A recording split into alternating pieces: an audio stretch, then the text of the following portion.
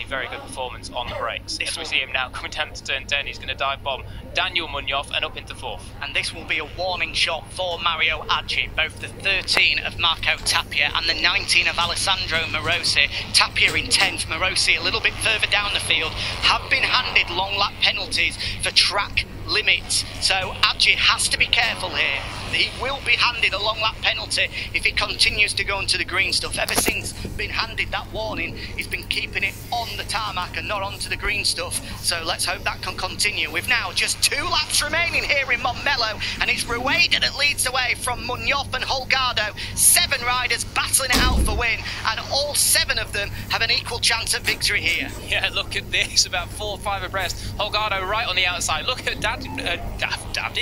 David Munoz looking across at him, and it seems as though Holgado's just swept it over the nose and into the lead, but he's in a Munoz sandwich with them 1st and 3rd. Daniel Munoz hits the front then, but he's wide through turn 3. A chance for both Holgado and David Munoz to come through, but he'll hold on to it as we come up towards turn 4. Here comes Holgado looking up the inside. No way through. Oh, big moment. Big moment for the race leader, Daniel Munoz. The front end went from beneath in them. He's just able to hold on, but he's dropped back down to 6th place as a result, and Holgado will hit the front. Yep, new pair of undercrackers, please, for that man. That was a huge moment. Fair play trying to save it, but it does mean he's got a whole load of work to do now. For a lap and a half, and see Rueda, he's making a move down up into the inside at turn 7. He goes up into B3. And we have a yellow flag at Marshall Post 2, but that's not going to affect these guys on this lap at least. So hopefully that is all sorted by the time we get... Well, it just pops up a crash. Yeah, incorrect graphic, that one. The 64 David Munoz is still there in 4th place. Here's a dress rehearsal for 1 lap time. Holgado hard onto the brakes, but he just about gets it stopped. The rear end kicking out there, and he absolutely parked it. There's Clement Rouget, just been helped away after crashing out at turn number 2. Back at the front though, and it's still Holgado that leads into the final sector for the penultimate time. Let's see if that gas machine has got the legs to be able to take him to the start-finish line in case it's a drag to the flag in 1 lap's time. Here we go, Holgado out to the final corner. Aggi gets a good run. Has that Honda got the top end to be able to draft its way past? Here comes the start-finish line there, and that gas machine has got some legs on it. It looks as though Holgado, if he leads out the final corner, surely will be able to make it 4 in a row, but he's got problems. Yellow flags waving. Yellow flags were waving there, and Aggi has hit the front, and it looks as though he wasn't the only man to move through, with David Munoz also going through. So let's just bear that in mind here. Mario Aggi has hit the front, but he did make his move to hit the front with yellow flags clearly waving. Yep, so there may well be some doubt cast over this result at the end of this lap, but look at that, 4 abreast wow, who was that? That was Holgado being pushed all the way out. So championship leader, the man that's won 3 in a row, going for 4. He's all the way back in 6th. He's got a lot of work to do now, and even for Holgado, this may well be too much. Well, he's got a target on his back as the championship leader, and you can see that there with both Estrella Galicia boys, Azman and Rueda, nudging him out of the way. Azman has come from nowhere. He's sort of kept in the shadows of this leading group, but he's up there in 4th. He's just had 3rd stolen away by the 17 of Daniel Munoz. Meanwhile, the fight for victory is down to these leading 2, Mario Aggi and David Munoz. Daniel Munoz there as well. Aggi is going to be so late on the brakes here. You're going to have to be a brave man to outbrake him into the final corner, but here comes Munoz. Contact between the pair of them. He pushes them wide, does Daniel Munoz, and there is disappointment in the junior talent team box. A chance at victory blown for Mario Aggi through no fault of his own, and suddenly into the final sector, and it's Azman that leads. The Malaysian has hit the front, lurking in the shadows for the majority of this race, but suddenly he'll lead them into the final corner. Rueda, his teammate, will look to squeeze through on Munoz ahead of him, but victory for the first time in his Junior World Championship career will go the way of Syarifuddin Azman. What a race, what a victory for the Malaysian.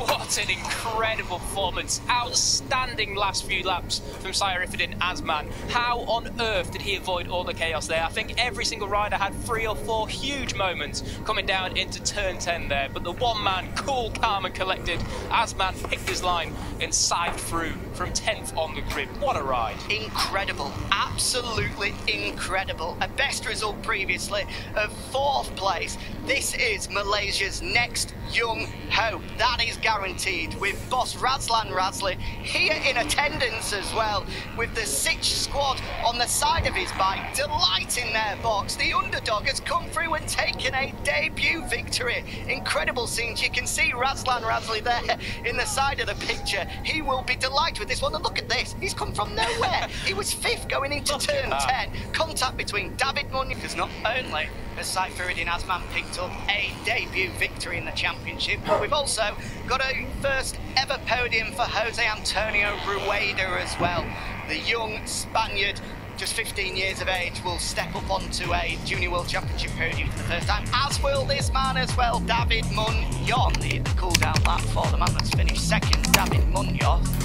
What's happened there? I think that's just on the, where is that?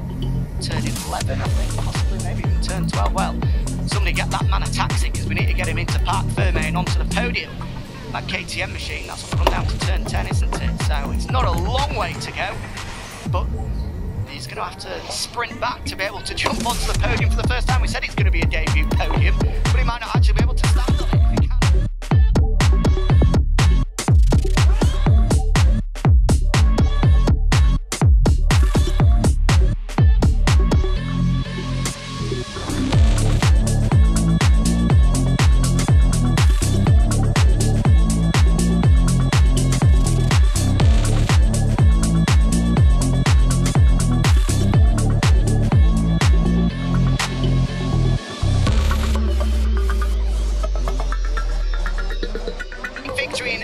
CEV Repsol from Malaysia sings the fish happy Syarifuddin. I'm sure he'll be watching on delighted to see his compatriot Syarifuddin Azman lift the race winners trophy for the first time in his career. €400 to help the car journey back to Malaysia as well.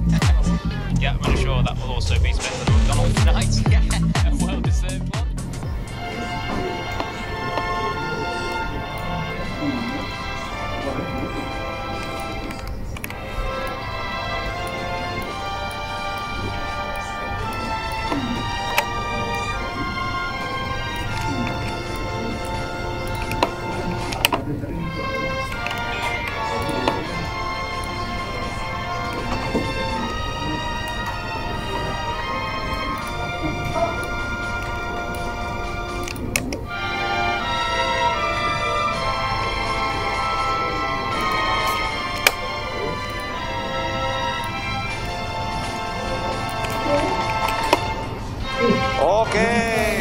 Enhorabuena, congratulations para Malaysian national anthem ringing out here. For the third time this year.